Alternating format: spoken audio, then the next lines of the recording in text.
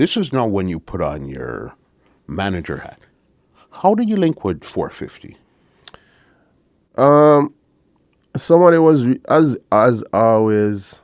I have this high traffic of people always trying to have me work with them. Funny enough, it wasn't a case with 450. Somebody was reaching out to me to work with me for something else. You see me? And it's like the person would have sent 450 as the reference.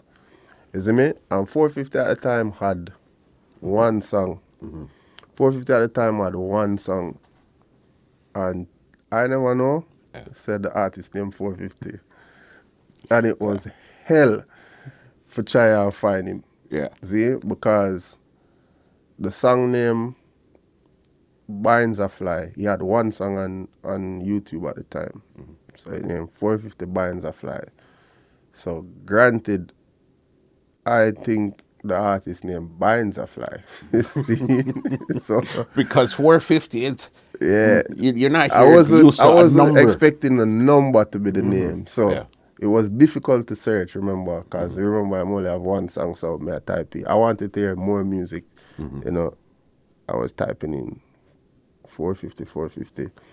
Is it me? And I had a conversation with the person, and them say, you know, me produce this. I don't remember if them tell me say me produce song, but them show me the song, and I was intrigued at how good it was lyrically, you know, in terms of how I'm constructed together, and he was such a young person at the time, you know, and I just told my brother to reach out to him, and he did.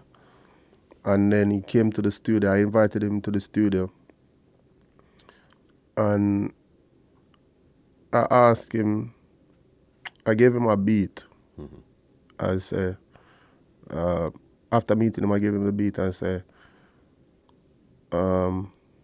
write a song and link me back and let me know. I was in the midst of working. I was doing some work with Alkaline at the time too, so I was really preoccupied. So me not even have it on my events. I know young artists, them want a break, but you know, you're not really. I don't want to tell you, 2 days after that, we get 2 songs from the Riddim. And I was like, what this serious? I said, what this serious? Isn't it? And funny enough, it was him telling me that him feel like him can do better. And I'm like, what? In a 2 days time, you send me two songs, and you as a young artist, I tell me, say, producer, you know, say, me feel like, say, yo, I just want the right song more. You get what I say?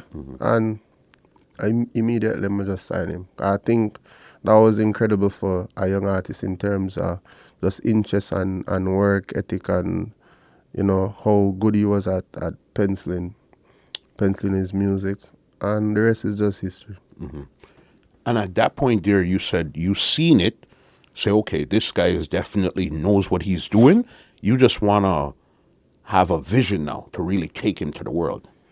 Yeah, because I said it's not because he's my artist, but him really is the man right now for the new generation of artists. I think his writing skills, his image, his talent as a performer, as him as a person, his personality, you know, him have a strong female fan base, him have a strong street fan base, you know, and I think him is just kind of the person in terms of talent-wise that I think right now can bring the music to a level where, you know, people can appreciate it for what them know dancehall is about.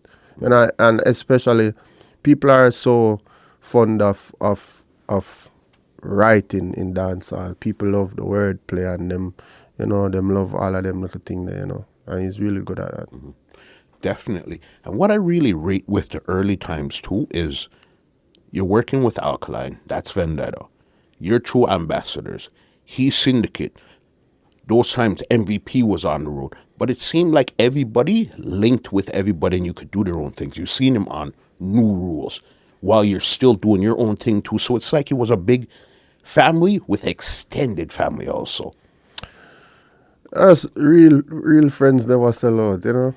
I think when friendships are genuine, it's not about, you know, team or side or, you know, everybody in the link is just friends, you know. Movado and Alkaline good friends, you know. Alkaline and 450 them good friends.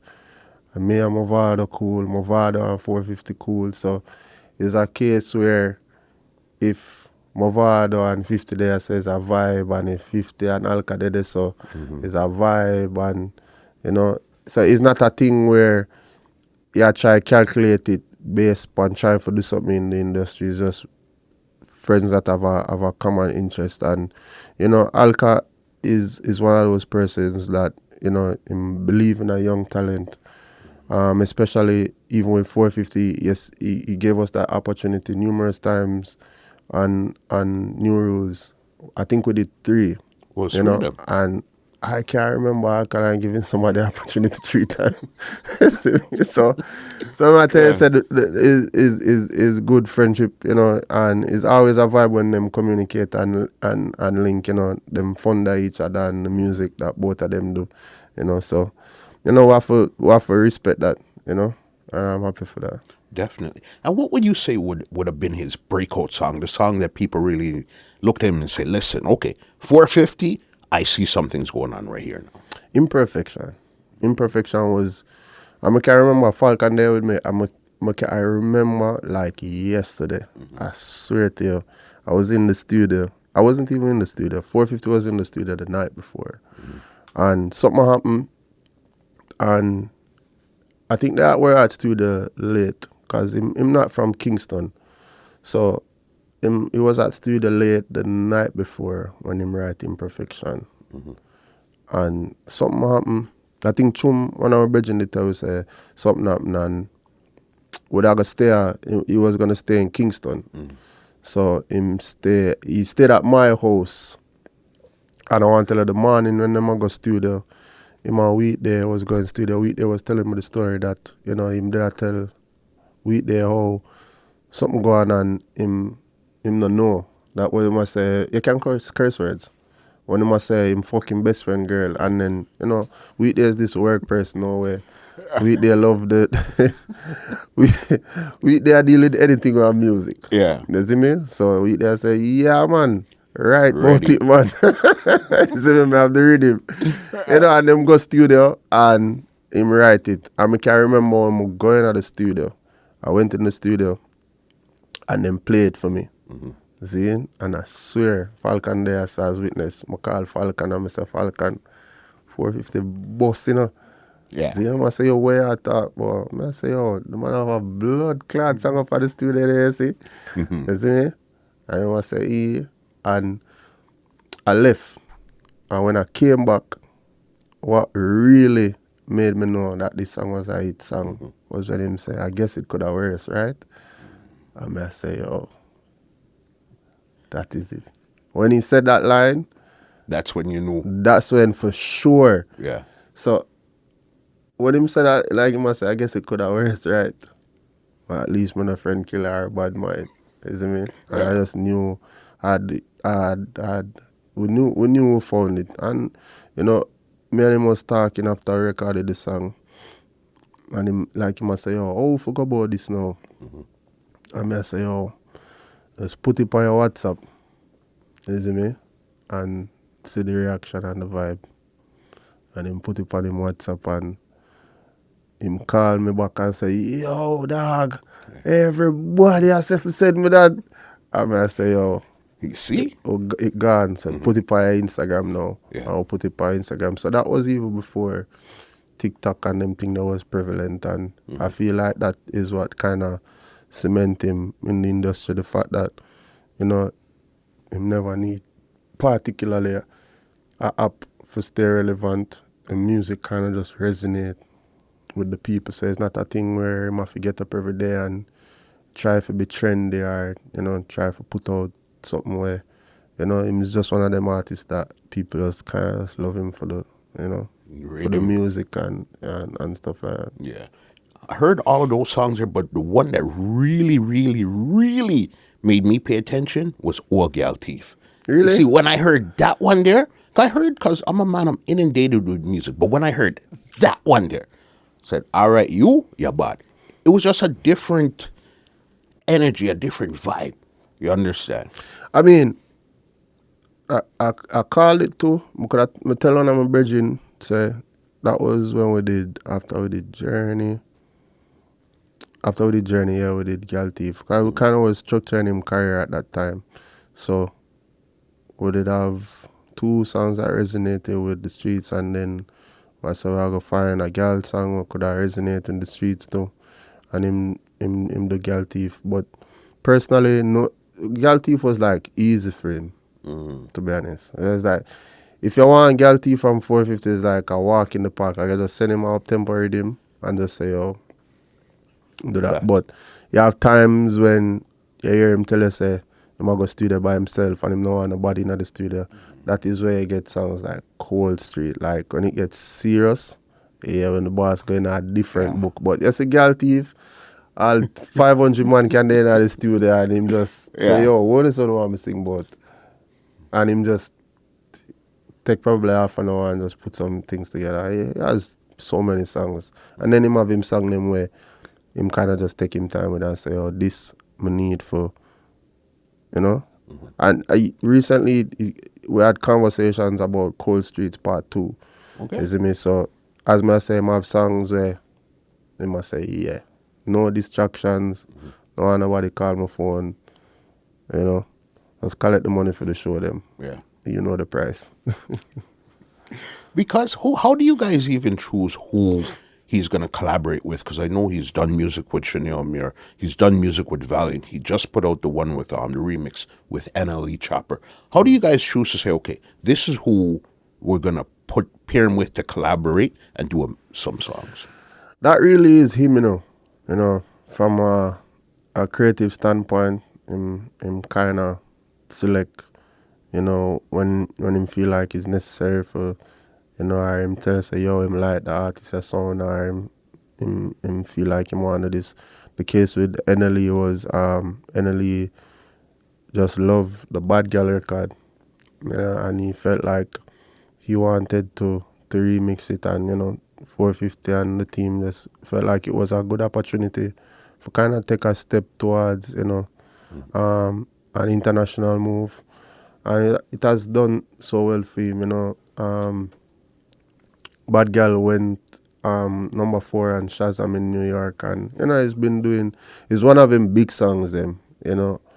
If him go anywhere in the world and sing it, you know, him get that resounding reaction. So, you know, I guess it pays off. So when it comes on to collabs and stuff like that, you know, the creative part, I'm just there to guide when it comes on to, because a lot of the times, him and Falcon and Wheat there in the studio, you know, so them will go studio by themselves, you know.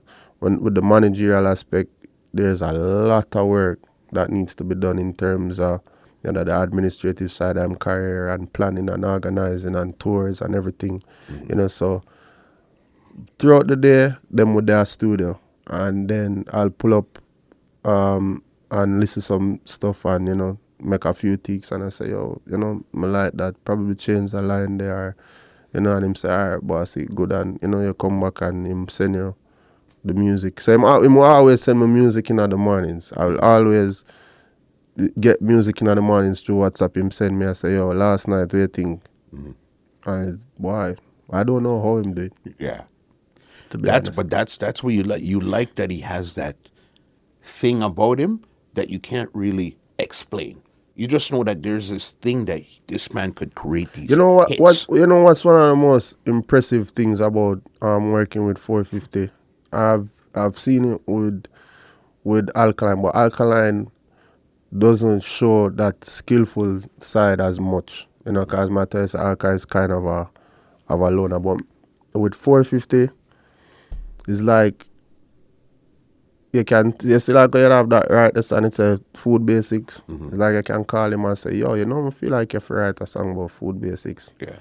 And I say, what you mean? And I say, yo, a situation where the food I walk go down the road and, you know, it meet up on basic and rate it. And I say, yo, alright. If him don't like the idea, I might say, yo, fuck it, I chat dog. You see me? Yeah. But when him like the idea, I say, yo, that body, you know, I do it. And then him just come back with, so it's kinda easy for creatively manage him. Cause like most said, DJ, time for turn up the place now. And him say, where I pre? And I said, that style. And him say, say less. 10 o'clock in the morning, the WhatsApp where you pre. I swear. And if you know want me to prove it, anytime. Yeah. Just tell me what you want me to tell him. This podcast is brought to you by www.twolinedmusichut.com.